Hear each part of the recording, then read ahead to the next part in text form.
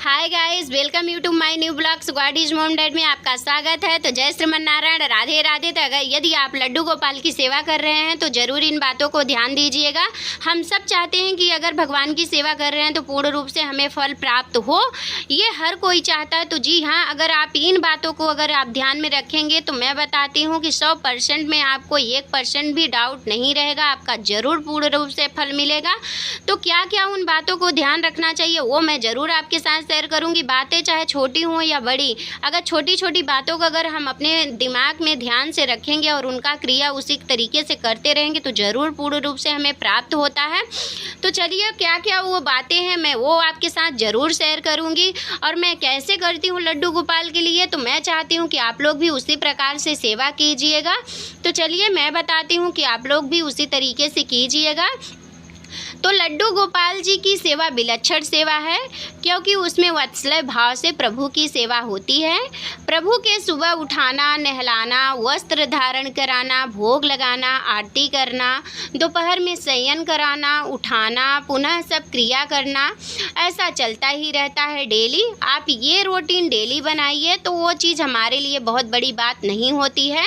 फिर लड्डू गोपाल जी भगवान की भोग लगाकर दीपक जलाएं। लड्डू गोपाल की पूजा में घी का ही दीपक जलाना सबसे शुभ होता है, और पूजा के बाद थोड़ा सा घी दान करने का भी बहुत महत्व होता है। देखिए, आप घी के दीपक जलाएंगे तो वो सबसे शुभ होता है, वही मैंने आपसे बताया है। यदि आपका सामर्थ्य नहीं है तो फिर आप तिल का तेल भी कर लीजिएगा। पर यहाँ बातें मैंने शुभ की है कि क्या अच्छा होता है हमारे लिए और क्या नहीं होता है। तो उसके बाद भगवान लड्डू गोपाल जी के पैरों से शुरू करते हुए उनके सिर तक के सभी अंगों पर फूल चढ़ाकर उनकी पूजा करनी चाहिए। तो देखिए, आप कहते हैं ना कि जब पूजा करते हैं हम लोग तो यही चाहते हैं कि प्रभु ने हमारा पूजा स्वीकार किया कि नहीं किया है। तो आपको तुलसी दल जरूर चढ़ाना चाहिए, उनको अर्पित करना चाहिए। इनको मनाना बहुत ही आसान होता है। तो आप ज़रूर तुलसी, चाहे एक ही पत्ता आप चढ़ाइए, जिस हाथ में वो लड्डू लिए रहते हैं उसी हाथ में उनको तुलसी दल चढ़ाना है। और कुछ तुलसी की पत्तियाँ, कुछ पंखुड़ियाँ आप उनके सर पे रखिए और अपनी प्रार्थना पूजा जैसा भी आप करते हैं उस तरीके से उनसे प्रार्थना कीजिए कि हे प्रभु, जैसे मैंने टूटा फूटा जैसा मैंने किया है उसे आप स्वीकार कीजिएगा। जैसा आपने मुझे दिया है उसी हिसाब से मैं कर रही हूँ।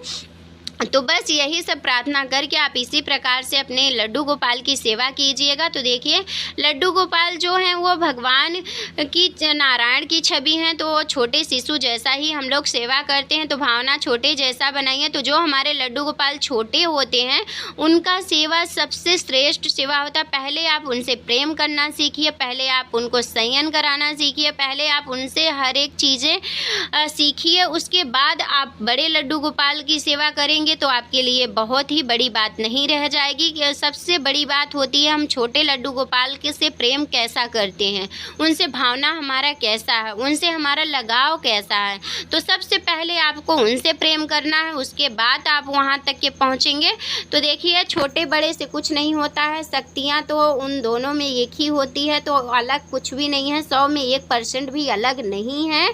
छवि चाहे जैसी भी हो, हमें प्रेम करना चाहिए। तो आप ज़रूर उम्मीद करते हैं कि आप छोटे लड्डू गोपाल से ज़रूर प्रेम करेंगे और करते भी हैं। तो आप इस बातों को ज़रूर ध्यान दीजिएगा, आपका पूर्ण रूप से फल प्राप्त होगा। तो ज़रूरी नहीं कि हम बड़े लड्डू गोपाल की ही सेवा करें तभी वो पूर्ण रूप से हमें फल मिलेगा, ऐसा कुछ भी नहीं है।